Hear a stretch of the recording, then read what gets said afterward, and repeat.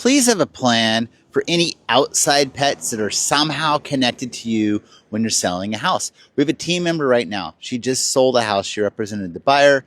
And when the buyer came to get the keys, there were 2 cats on the doorstep. They looked hungry. The seller had left several days prior. They seemed lonely. So the buyer was worried that the seller abandoned the pets. When the agent contacted the seller, they said no, they were outside pets that weren't theirs. They didn't actually own them, but yes, they did feed them regularly. So now we have this situation where the buyer has these outside pets and they don't know what to do.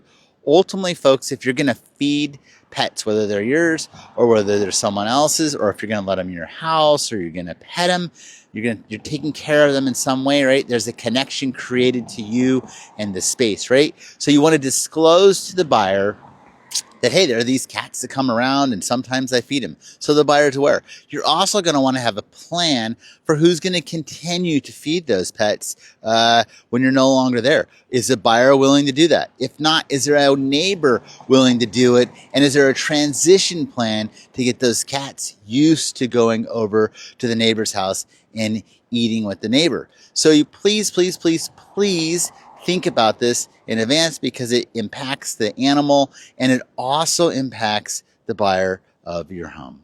If you have any thoughts on this or experience with it or suggestions for how to deal with it, please drop your comments below.